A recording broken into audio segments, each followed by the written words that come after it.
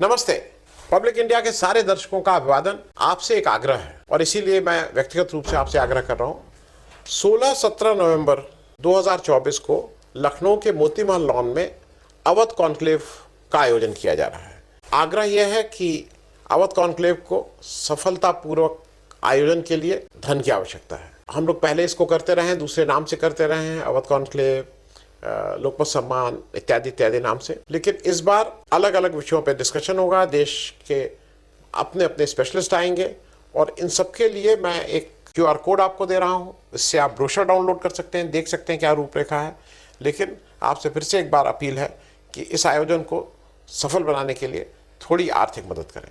बहुत बहुत धन्यवाद। जय संविधान, जय भीम, महात्मा गांधी की जय, कोट से मुर्दाबाद। आज चलिए बात करते हैं जो आजकल भारतीय जनता पार्टी के बड़े बड़े नेता जो नारा बुलंद कर रहे हैं, जिसमें राष्ट्रीय स्वयंसेवक संघ के बड़े बड़े पदाधिकारी भी उसका समर्थन कर रहे हैं। उत्तर प्रदेश के मुख्यमंत्री योगी आदित्यनाथ भी जिस पे बल दे रहे हैं। जो नारा है उनका, बटेंगे तो कटेंगे। आइए इसका विश्लेषण करते हैं। बटेंगे तो कटेंगे मतलब क्या है? बटेंगे मतलब क्या? बटेंगे मतलब ये कि हमें 142 करोड़ हिंदुस्तानियों को एकजुट करना है, या जो 14-15 करोड़ मुसलमान हैं उनको अलग थलग छोड़ देना है, जो सिख हैं उनको अलग थलग छोड़ देना है, क्रिश्चियंस को अलग थलग छोड़ देना है, दलितों और आदिवासियों को अलग थलग छोड़ देना है, यादवों को अलग थलग छोड़ देना है, जाटों को अलग थलग। ये मतलब क्या? या तो देखिए, दो विकल्प हैं। या तो सारे हिंदुस्तान के जितने भी बाशिंदे हैं, बल्कि विश्व बंधुत्व की बात की जाए, सर्वे भवन्तु सुखिनः सर्वे सन्तु निरामयाः की बात की जाए, जो सनातन धर्म का मूल है, तो ये ब्रह्मांड में जितने भी जीव जंतु हैं ये प्रकृति की देन है। चाहे वो जानवर हो, चाहे आदमी हो, चाहे हिंदू हो, चाहे मुसलमान हो, है तो सब प्रकृति के। जाएंगे सब वहीं जहां से आए, पर ऊपर अल्लाह के पास जाएंगे, परमेश्वर के पास जाएंगे, जहां भी जाएंगे आए भी वहीं, पता भी नहीं कहां से आते हैं, कहां जाते हैं।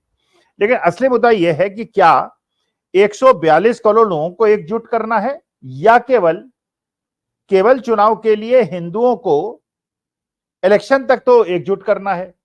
उसके बाद वो जाट हो जाएंगे, वो गुजर हो जाएंगे, वो यादव हो जाएंगे, वो ब्राह्मण हो जाएंगे, वो ठाकुर हो जाएंगे, वो दलित हो जाएंगे, वो आदिवासी के वाले हो जाएंगे।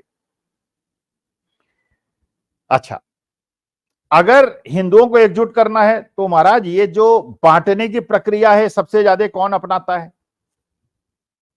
भाई, जब हरियाणा का इलेक्शन होता है तो वहां पे ये नारा कौन देता है कि जाटों का आधिपत्य खत्म करना है और बाकी 35 बिरादरी एकजुट हो जाओ, क्योंकि जाटों को हराना है, हमें जाटों को नहीं सत्ता में आने देना है। और ओबीसी को और दलितों को और सवर्ण समाज को जाटों के खिलाफ भड़काकर वहां पे जाटों को हिंदुओं से अलग कर दिया जाता है। ये कौन करता है? अच्छा, इसके बाद उत्तर प्रदेश, बिहार के अंदर जहां पे जो अपोजिशन पार्टी हैं, आरजेडी है, समाजवादी पार्टी है, उनका सपोर्ट बेस जो है वो बेसिकली मुख्यतः, क्योंकि उनके नेता यादव हैं तो यादवों का है, और यादव भी हिंदू हैं।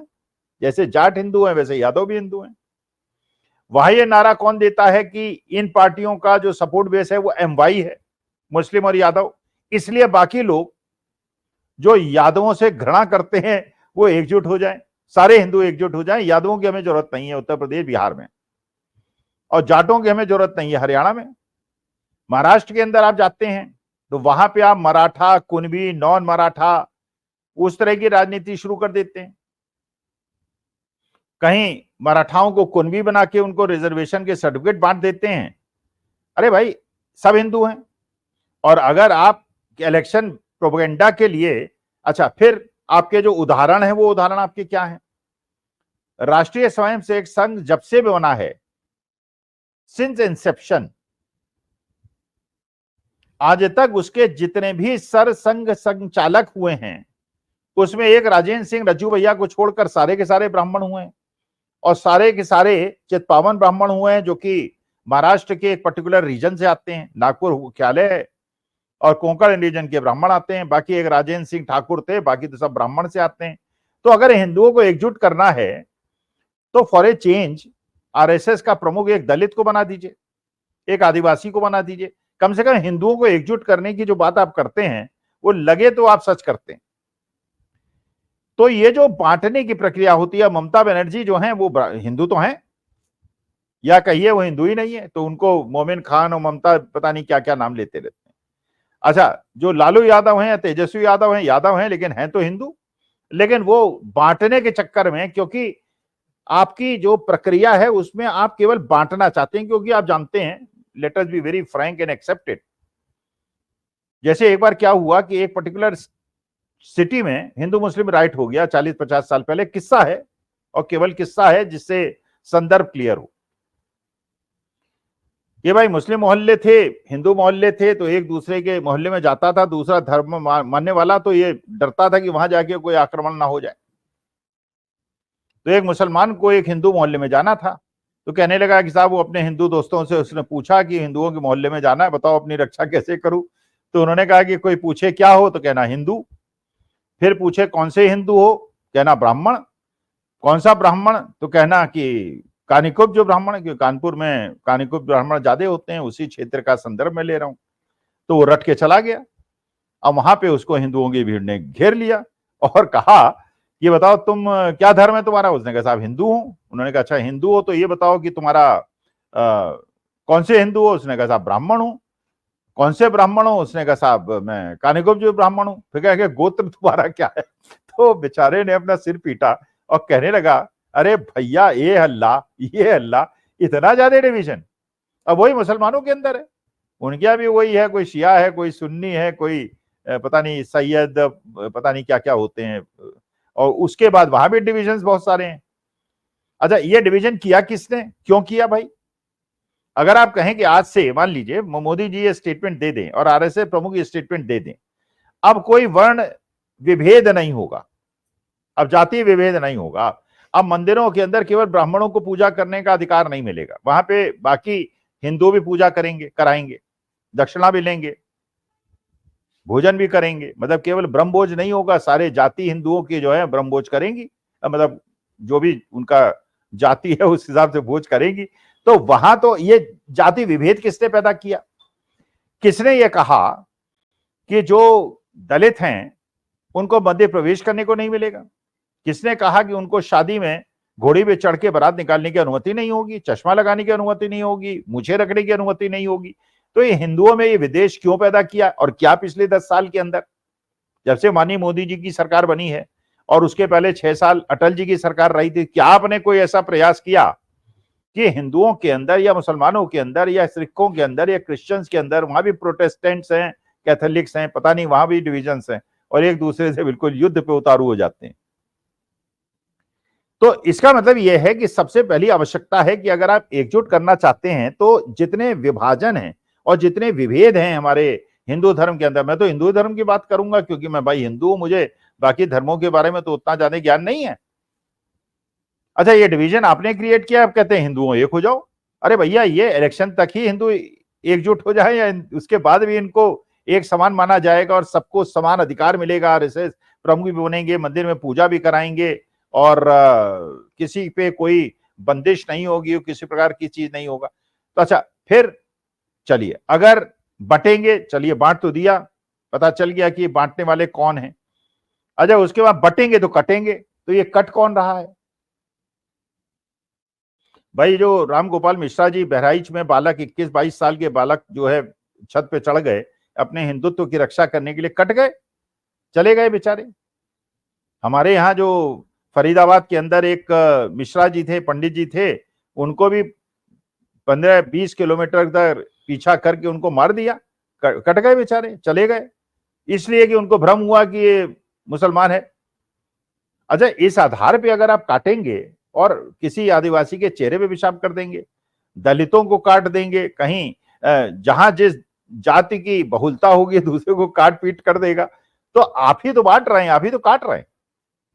अच्छा, इस प्रक्रिया को समाप्त करने के लिए केवल एकमात्र विकल्प है, जैसे अमेरिका में है, यूरोप में है, सारे विकसित देशों में है, वहां पे आपके धर्म और जाति से कोई लेना देना नहीं है किसी को।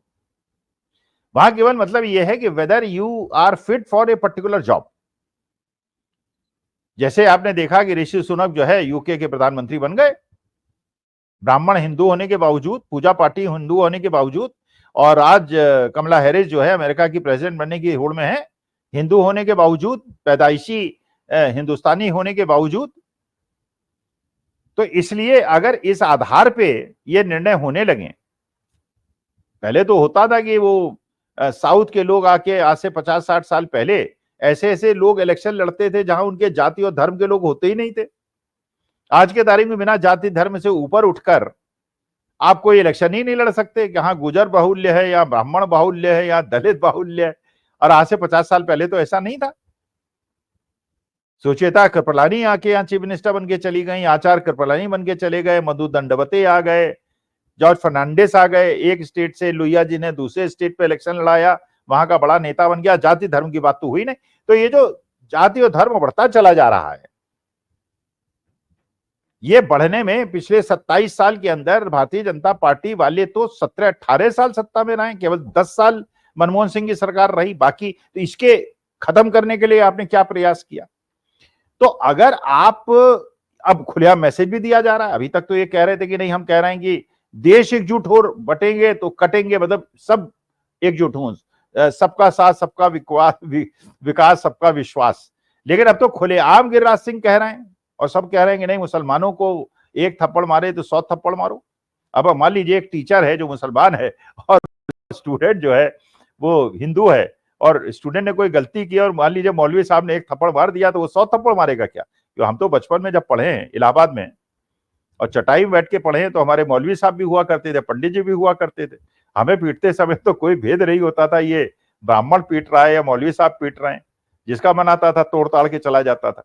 तो आज के तारीख में अगर ये होगा कि मुसलमान मारो तो उसको 100 थप्पड़ मारो, तो पूरी गुरु शिष्य परंपरा खत्म हो जाएगी। फिर तो ये देखा जाएगा कि आपके गुरु की जाति क्या है और आपके गुरु का धर्म क्या है। फिर पता चला कि ब्राह्मण छात्र जो है ऊंचे मंच पे बैठेगा, आसन पे बैठेगा, और गुरुजी क्योंकि दलित और आदिवासी हैं नीचे उस पे बैठेंगे।